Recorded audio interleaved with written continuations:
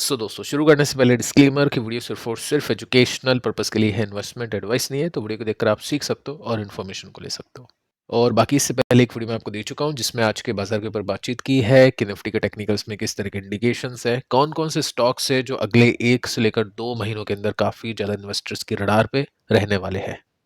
अब दोस्तों आते हैं यूएस के बाजार पर। देखिए डाउ जोन्स अभी के समय 181 पॉइंट्स नीचे है, 0.38% की मंदी। स्टार्टिंग हुई थी ठीक ठाक बट उसके बाद में नीचे। इसी तरह की क्लोजिंग होती है तो कल के दिन हम उम्मीद करेंगे हमारे बाजार भी थोड़ा सा और खराब परफॉर्म करे। नेस्टेक को भी देख लेते हैं। तो नेस्टेक के अंदर भी सिचुएशन कुछ खास नहीं है, ये भी नीचे जाने की कोशिश कर रहा है। साथ में फैंग की बात करें तो ये भी अभी गिरता हुआ ही देखने को मिल रहा है। क्या कुछ बड़ी खबरें हैं क्या? जी हाँ दोस्तों, लेबर मार्केट का डेटा मिक्स आया है, यानी कुछ अच्छा भी नहीं है कुछ बुरा भी नहीं है। तो प्रॉफिट बुकिंग अभी वहां पे देखने को मिल रही है। इंडियन मार्केट की बात करें तो जैसा कि हमने एक्सपेक्ट किया था कि एफआईज हो सकता है, मतलब एफआईज की तरफ से माल बेचा जा चुका हो, क्योंकि जो रुपीस की वैल्यू गिरी है, डॉलर की वैल्यू बढ़ी है। तो वही चीज आप इसमें देख सकते हैं। 16 तारीख हो चुकी है, 1 से लेकर 16 एक भी दिन एफआईज ने बाइंग नहीं करी। हर दिन एफआईज की बिकवाली चल रही है। अब देखिए दोस्तों, मार्केट जैसे कि हमने देखा था 2017 का डेटा मैंने आपको दिया था। 17 के बाद में जो मार्केट चला था उसके बाद में 18 मार्केट नीचे, 19 मार्केट नीचे, 20 मार्केट नीचे। इस दौरान जो इंडेक्स है इतना नहीं गिरा जितना स्मॉल कैप और मिड कैप कंपनीज के स्टॉक्स गिरे, या फिर वो जो कंपनीज जिनकी वैल्यूएशन काफी ऊपर चली गई थी अच्छे नंबर्स आने की वजह से, उन कंपनीज में गिरावट बनी। और अगर 2020 नहीं आता, कोविड नहीं आता, उसके बाद में जो लिक्विडिटी मार्केट के अंदर नहीं आती सरकार की तरफ से, डीआईएस की तरफ से, तो मुझे ऐसा लग रहा है कि small and mid cap recover नहीं कर पाते, तब भी और गिरावट के सामना उनको करना पड़ता। वही सिचुएशन अभी के समय चल रही है। इसलिए कहते हैं कि लार्ज कैप कंपनीज में इन्वेस्टमेंट बनता है। लार्ज कैप कंपनीज हो, या तो अच्छे स्टॉक्स हो, या फिर इंडेक्स ईटीएफ हो, या फिर कोई ऐसा म्यूचुअल फंड हो जिसमें लार्ज कैप के साथ में डेट भी हो स्टेबिलिटी के लिए। फ्लेक्सी कैप हो सकता है या फिर हाइब्रिड फंड्स हो सकते हैं। उसके बाद में फिर रिस्क लिया जाता है स्मॉल एंड मिड कैप के अंदर। तो मेजर जो हिस्सा होता है 50% वो होता है लार्ज कैप के लिए, 25% मिड और स्मॉल के लिए। यानी हम बोल सकते हैं आधी जो हिस्सेदारी होती है लार्ज कैप और आधी स्मॉल एंड मिड कैप। लेकिन दोस्तों किस्मत की सबसे खूबसूरत आदत ये होती है कि वो वक्त आने पर बदलती है। धुरंधर मूवी अगर आपने देखी होगी तो उसके अंदर भी ये डायलॉग है, और स्टॉक मार्केट के ऊपर भी ये डायलॉग बिल्कुल फिट बैठता है।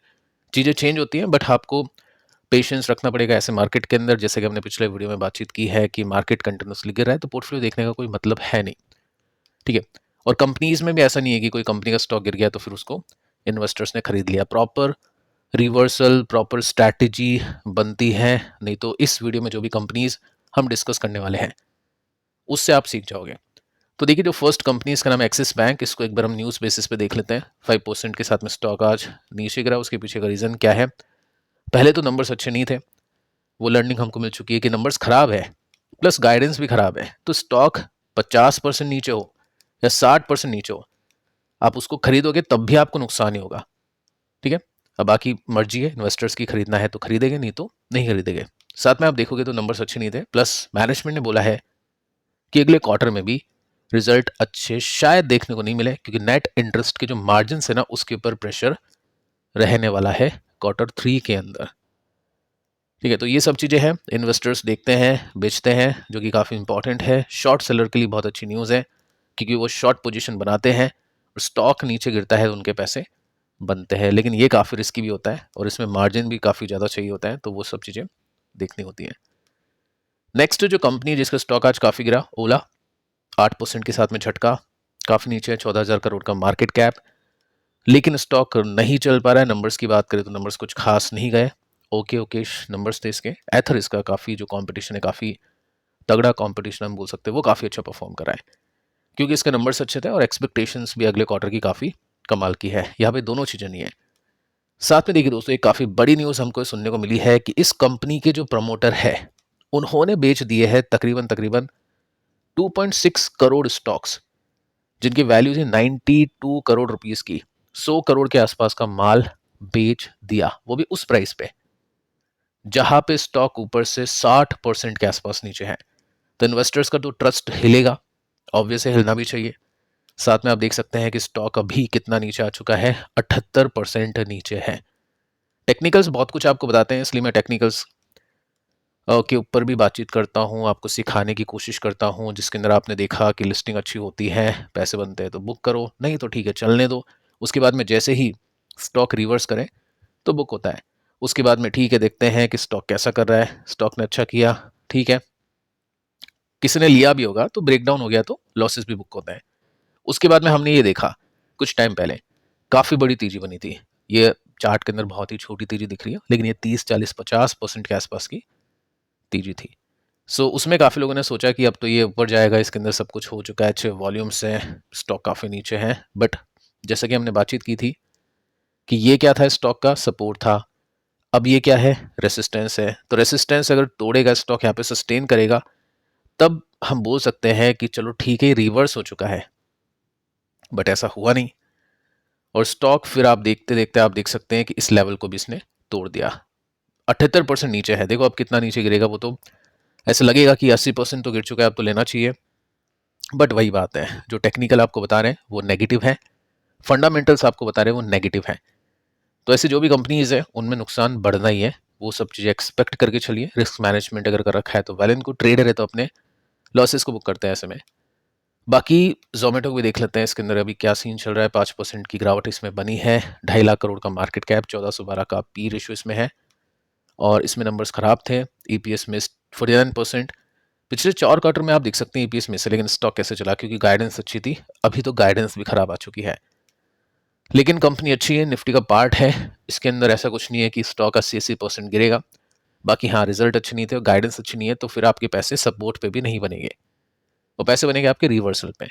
तो रिवर्सल देखना इंपॉर्टेंट है, और अभी के समय ऐसी कोई है नहीं कंपनी जो कुछ रिवर्सल दे रही है, तो ऐसे में शांति से बैठते इन्वेस्टर्स अपने कैश को होल्ड करके, क्योंकि टाइम बदलेगा, चीज़ें बदलेगी, चेंज होगी, उसके बाद में पैसे बनेंगे, ये सब चीज़ें मार्केट का पार्ट है। आप देख सकते हैं 22% नीचे है, सपोर्ट तोड़ दिया इसने, अगले सपोर्ट पर बढ़ने की कोशिश करा है, लेकिन स्टॉक सही है, बाकियों के कंपैरिजन में कंपनी अच्छी है, लेकिन टाइम अभी खराब चल रहा है इसका। सोलर इंडस्ट्रीज 3% के साथ में स्टॉक नीचे, 81 का पी रेशियो अब इसका हो चुका है, क्योंकि नंबर्स अच्छी कंपनी दे नहीं पा रही है।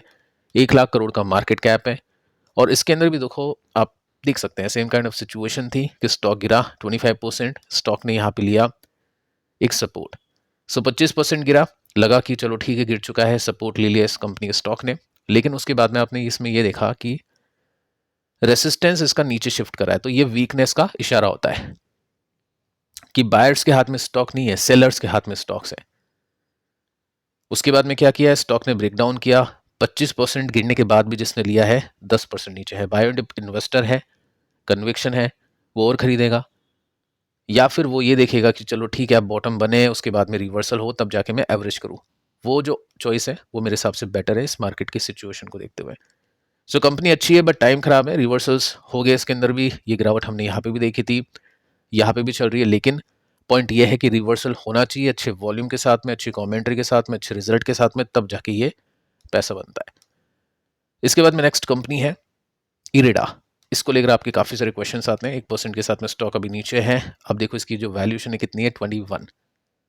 एक टाइम पर 40-50 का पी हुआ करता था, और उसमें फिर हमने देखा कि चलो 30 पर सेटल हो रहा था, स्टॉक बेस बना रहा था, लेकिन फिर जो कांड हुआ इसके अंदर जेनसोल का, उसको लेकर इन्वेस्टर्स का ट्रस्ट हिल गया, कि रियलिटी चेक मिल गया कि चलो यार ऐसा भी हो सकता है, इरेडा जैसी कंपनीज अगर सोलर कंपनीज को लोन देती है तो पैसे डूबेगे भी इसके, ठीक है। तो उसकी वजह से काफ़ी स्टॉक नीचे आ गया।